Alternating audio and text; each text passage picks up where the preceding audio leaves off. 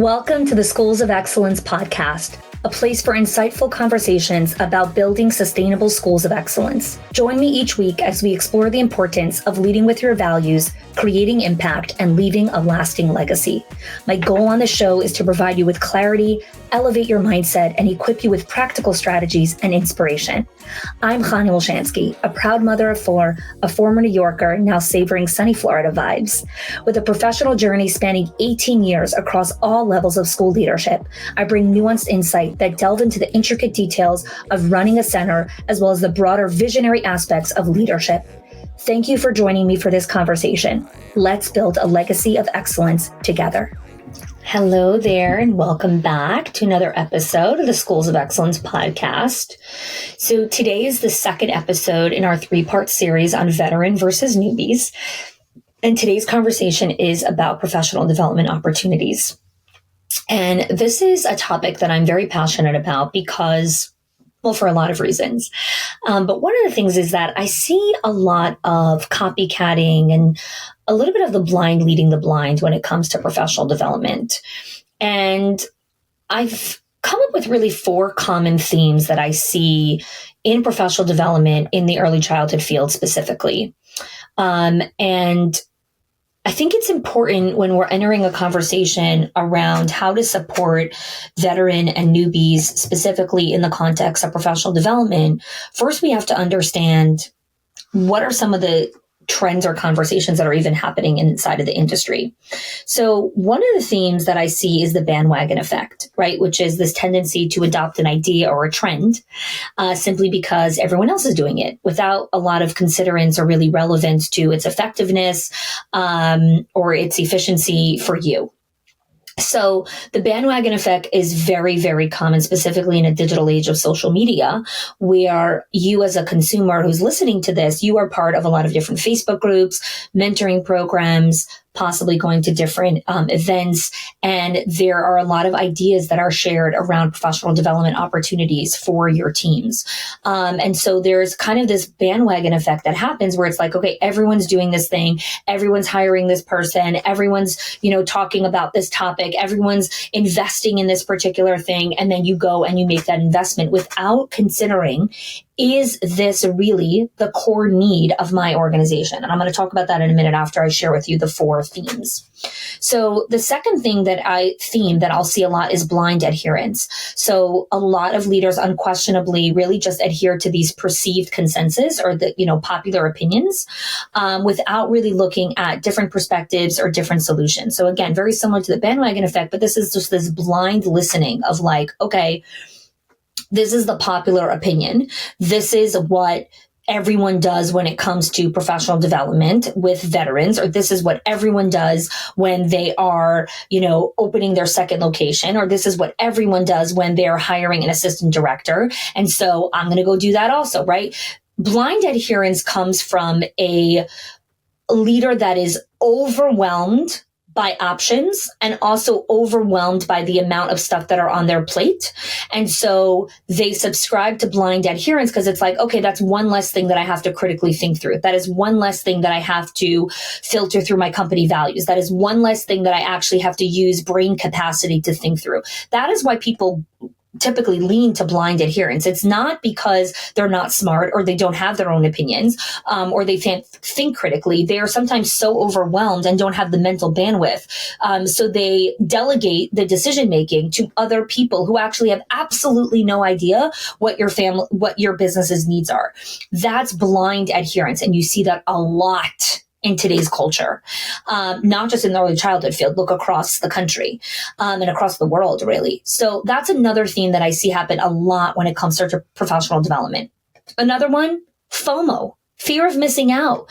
There is so much, again, this is in a digital age where you see other people that are doing this or other people are posting this or other people are sharing this. And you're like, oh, I got to get on the bandwagon. I got to see what's going on over here. So there's a lot of fear of missing out on opportunities, missing out on certain things. And so leaders will invest in certain professional development training or do certain things when it's really not what they actually need. And the last one, which I think has become the disease of kind of this decade, or kind of this new era of leadership, which is decision by committee. And decision by committee is asking everyone for their opinion before you actually know what you want, or asking yourself what you need and what you actually desire. I see decision by committee anytime I go to events. You have a person, a school leader, who goes from table to table and asking everyone what they think or what their ideas are. I just want, hear from another person or hear from another person. And then your mind becomes clouded with everyone else's opinions. That is decision by committee.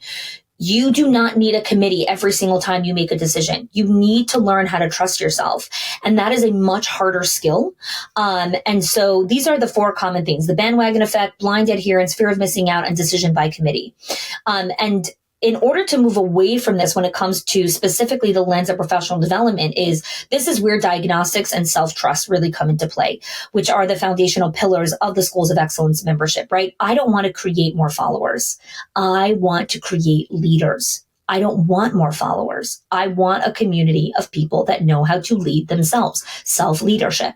Self-leadership comes from understanding how to discern what actually is working inside of your school and where the gaps are. And that comes from good diagnostics. That is why our company is consistently creating diagnostic tools and assessments that ensure that leaders are asking themselves the right questions. And self-trust. We are the mentorship and the coaching and being in community build self-trust, because being a critical thinker is hard. It forces you to wrestle with your own ideas, your own beliefs, your own perceptions of the world around you. And it really invites you to step into a place where you have to get quiet and you have to ask yourself hard questions. And I think one of the greatest gifts that I've been blessed with my own mentors is they always ensure that I'm listening to my own voice. And specifically when it comes to professional development opportunities, it is so important to make sure that you're listening to mentorship, but you're also learning how to listen to yourself. You're inviting the pause to reflect on your own values. So I had a client who sent me a message. She wanted my feedback on something. And she said, I said to her, I want you to journal it. I want it to come from within you. Your creative soul knows what it needs to do. Listen to it, get quiet and listen. And she got back to me and she said, no, I really just want answers. And I said, I know you want answers. But that's not what you're going to find in me as a mentor. I'm here to teach you how to dig deep, because in the pursuit of the hardest things in life is where you will meet yourself. And she said, thank you so much for inviting me to dig deep in real time.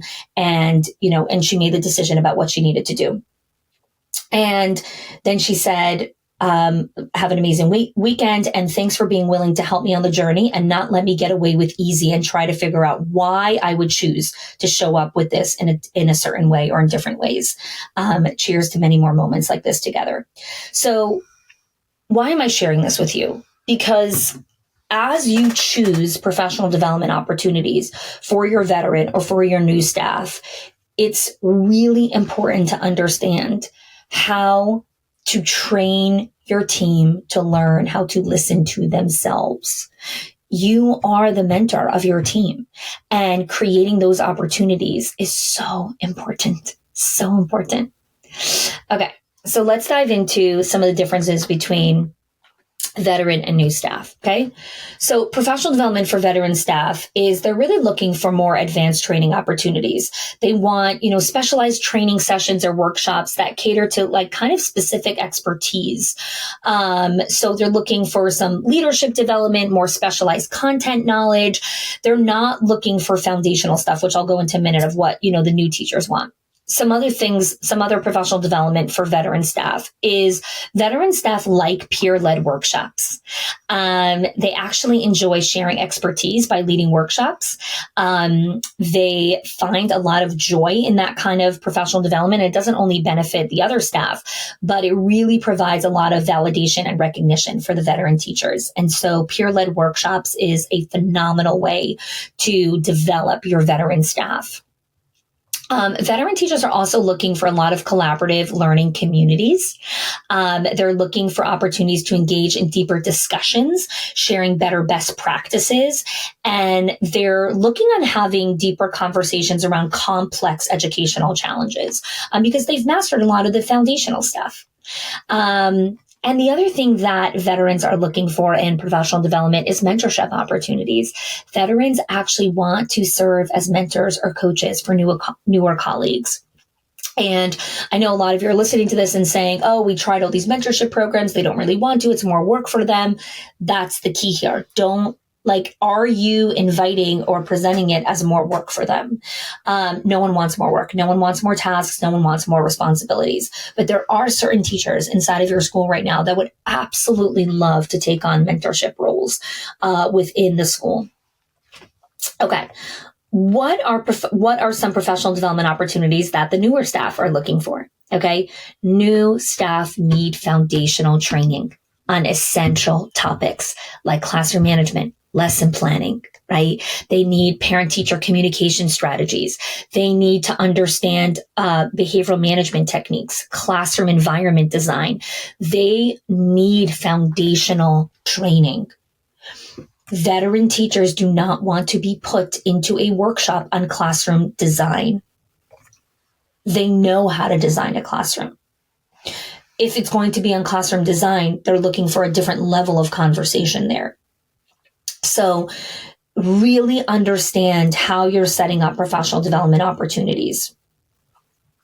Another thing that newer teachers are seeking in professional development opportunity is something I call the gradual release of responsibility. So implementing a gradual release of responsibility model where new staff members are gradually given more autonomy, more responsibility in their teaching practices. This is such a beautiful way to professionally develop a newer teacher through a gradual release of responsibility. I know leaders are constantly talking about how they want the new staff to be more responsible, to be more accountable, to be more discerning, to uplevel their quality of thinking. The way that you professionally develop a new teacher to take on these things is the gradual release of responsibility. So think about it from this component of like parenting. So Mayor and I are raising 2 teenagers right now, and teenagers have this kind of fluctuation where they go from like being a toddler to being an adult and like vacillating between emotions and, all these different things. I saw this really cute meme on Instagram where it's like, you have a teenager when they make plans like they have their own car and their own bank account. And I was like, yes, spot on. Like, our kids come home and they're like, oh, I have this thing with this kid and this thing with this friend and I need to buy this thing. And I'm like, hi, you don't have your own car. You do not own a cell phone and you don't have your own money to be able to do these things. So I love that you made all those plans. Let's have a conversation now. So anyways, my point in saying that is the gradual release of responsibility is showing your teenager like, hey, you want more trust, you want more responsibility, you want to be treated like an adult. You have to prove that you have what it takes to be treated as such. It is earned responsibility, right? So freedom without discipline is anarchy. And so you want the freedom of an adult. You need the discipline also that adults need in order to be a true grown-up. So if you only get the freedom, we will have anarchy, and anarchy will not exist in my household. And so the same thing is as a school leader, the gradual release of responsibility for your newer staff is such a beautiful way to invite professional development. So let's talk about some practical ways of what that looks like, the gradual release of responsibility. One is co-teaching. So initially, new staff members can co-teach with more experienced educators to observe, to learn effective teaching practices, and then gradually they take on more responsibilities. So let's say they start to plan one learning circle, or they plan one particular art lesson, or they plan a particular transition, right? Very small baby steps. And this is, again, this is professional development. Like, this is what it is. Giving opportunity for the co-teaching where the newer teacher is now, you are responsible for the morning learning circle, right? And now that is her opportunity to go and do research and plan and actually teach that first learning circle of the day. Another way that we do gradual release of responsibility is modeling. Okay. So veteran teachers coming in, or your directors, modeling instructional strategies, classroom management techniques. It really allows new staff to see effective practices from more experienced educators. That's professional development. Every time your director walks into a room and does modeling or role playing, they are doing professional development for this teacher. So why am I saying that? It's so important to understand what your directors are doing so they create value on the right activity and don't over glorify and worship the wrong metrics. Okay. So many directors say, I don't have time to get into the classroom. I have to go prepare this professional development thing. I don't have time to go and role play this thing or model this thing because I have to go do X, Y, and Z. Every time your director goes into a classroom and does role playing and does modeling and that is professional development. Literally, that's professional development. And I want you to flip your mindset around that so that you can help your directors prioritize how important these activities are versus office admin work that is just easier and gives a higher hit of dopamine. And that's really why they go and seek that.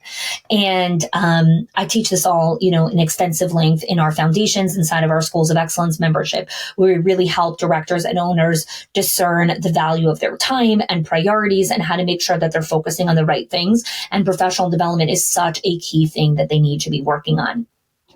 So what's another way to do gradual release of responsibility is collaborative planning.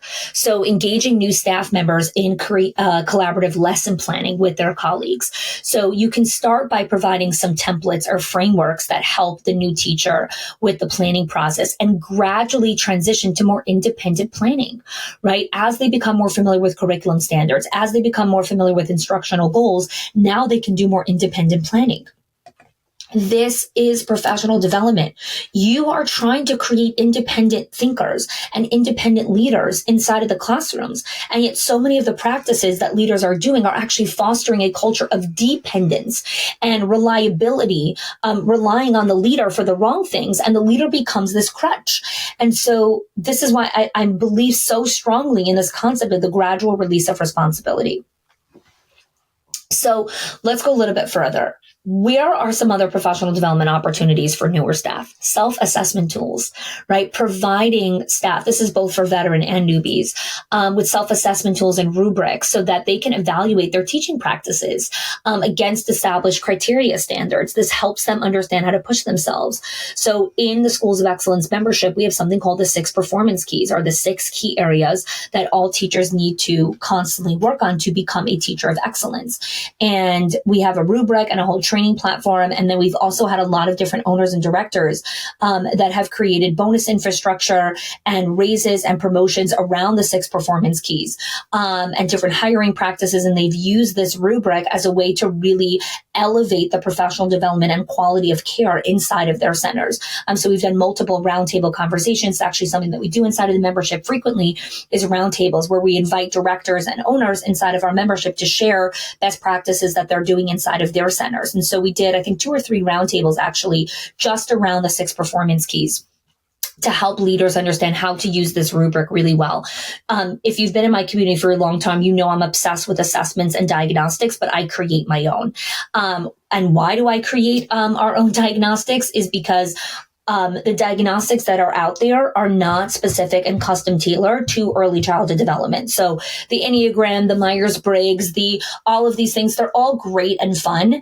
And they kind of give you a little bit of context, but what you're those are like more personality style. Diagnostic tools help you actually say, okay, this teacher is strong in classroom management, but they are weak in their teacher communication skills. So if they're weak in classroom management, if they're strong in classroom management or weak in teacher communication skills, what are the steps that I need to take now to up-level their classroom management, right? An Enneagram, diagnostic tool or whatever it is, that doesn't tell you what you're supposed to do.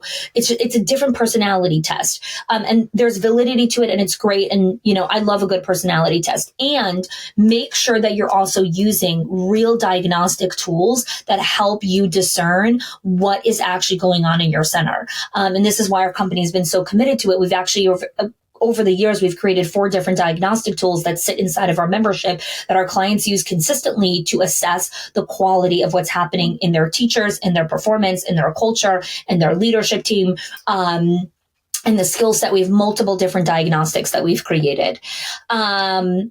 So let's go a step further. I want to share with you kind of a couple different stories around veteran and some new teachers. So we had an owner who had a veteran teacher. Her name was, we'll call her Lisa. Again, when I share stories, always remember that I change some names and identifying details to protect the privacy of our clients. And so Lisa had been in this particular school for a little over 2 decades, and she was a highly skilled educator.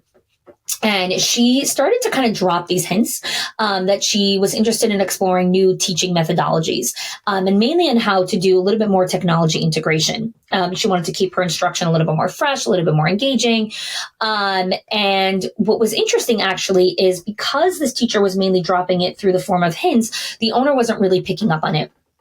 And the way that she had ended up picking up on it was that during a one-on-one, Lisa was telling the owner, she's like, I feel so underappreciated here. I don't really feel like I'm being valued. I've been in the company for such a long time. And the owner was so taken aback by this kind of response. And she didn't really know what to say. So she kind of just just heard her out and said, I'll get back to you. And then we had a coaching call a couple of days later after that conversation. She got on the coaching call and she's like, I don't understand why I was being attacked by this veteran teacher. Like, she feels like I don't appreciate her. And she's like, we have so many different gratitude and appreciation practices. And if you're looking for more gratitude and appreciation practices, you could check out episode 3 on the podcast. It's called the Gratitude Matrix. And so she's like, we follow this practice religiously. And she's like, I don't understand, what's going on. And so I started to ask questions, because that's what I do. I don't give ideas and tips and tricks right away.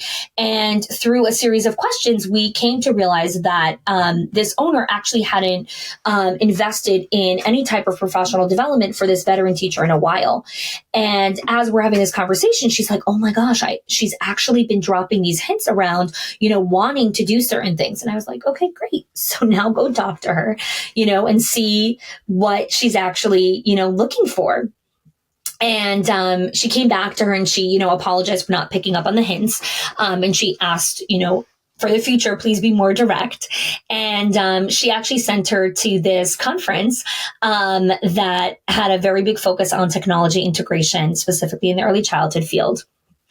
And the teacher came back like a new person. Like, she was so grateful. She only sent this one teacher. And that was a whole nother thing the owner had to kind of wrestle with, where she was like, oh my gosh, I'm only going to send her, and all the other teachers, like, they're going to, they also want to go, and it's not fair. Why am I only sending her? And I'm like, here's what you need to stop saying. And I have a whole podcast episode on stopping the fairness game. So, stop obsessing over fairness. Okay. It's not about, life is not fair. Okay. That's the first thing. And it's not supposed to be fair. And this particular teacher has requested opportunities for professional development. She's been in your company for over 20 years. This is a unique opportunity for her. And no, the 20-year-old teacher who just came in 3 weeks ago doesn't need to go to this technology conference. They will gain nothing from this experience. And so I love that she let go of the fairness game and was actually able to provide this opportunity for her. So I'll tell you a different story about Annie. So we had a very, very, very young teacher, we'll call her Annie. And I was on a director's coaching call, and I was talking to the director, and she was talking about this teacher, Annie, who was navigating her very first year in the classroom. And she had a lot of passion and commitment and high levels of integrity. And the director was struggling because, just like, all new teachers, she was facing challenges in classroom management and how to do differentiated learning. And so Annie was struggling, and the director was having a hard time understanding how to really coach her or, develop her as a teacher. And what was happening is the director kind of kept coming in to try to control the behaviors in the classroom. So something would go wrong in classroom management, and the director would come in and swoop in and solve the problem, or, save the day. Like, she was like the hero in the cape, going and taking care of all the kids. And, when I was talking with the director, I said, how do you think Annie feels about you coming in and being the savior. And I found the director's response very fascinating. She said, I think she really likes it because I come in and I, just take care of it for her so she doesn't have to do it. And I said, I'm going to offer you a different way of looking at this. I think you like the fact that you are the savior and come in and take care of all these things. So she was quiet and she's like, yeah, it feels good that I can go in and do that. I said, I know. And you're not a teacher anymore. Your job is to take care of the teachers who take care of the children. And so you're not taking care of Annie right now. You're not developing her professionally. You are taking care of yourself. You're taking care of your insecurity that something's wrong in the classroom. You're taking care of your own ego that you want everything to be perfect inside of your building. And you need to develop Annie. And so we spoke a little bit more, asked her some more questions. And so we targeted like one particular area in classroom management that, if Annie's developed that particular area, which was transitions, things would be a lot smoother inside of the classroom. And so we have a training inside that you can actually purchase separately as well if you're interested. It's all about classroom management and transitions. We could put the link here inside of the show notes as well. And she invested in that training. She sat down with Annie. She showed her the training with her co-teacher, and she started to implement these different strategies of classroom management. And it was amazing for Annie just to learn new tools, new ways of saying certain things, which was a super powerful experience for Annie. The thing that, again, I want to highlight here is understanding what your staff actually need, right? This is why I talk about diagnostic tools. We have the culture tension decoder. That's another diagnostic tool on assessing the core tensions inside of the organization so that you know what are the things that you actually need to work on. And all of these diagnostics are inside of the membership. So I want to leave you with this. I want to kind of wrap up this episode because it's getting a little bit long here, in that as you're developing what some of your next trainings will look like, some of your next staff meetings, some of your next professional development opportunities. I want you to come back and re-listen to this episode and ask yourself, is this fueling mainly the veterans, mainly the newbies? Am I, kind of on the bandwagon effect by hiring this person or by investing in this training? And just, I hope today's episode invited you to be just a little bit more discerning as a leader when it comes to professional development. So thanks so much for joining me. And next week, we're going to dive into leadership and decision making. If you are loving the Schools of Excellence podcast and have gotten any value out of it for your school and for yourself, I would love if you can do two things for me.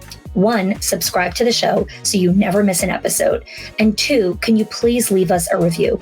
Reviews help other school leaders know that this is the podcast to learn about building a school of excellence.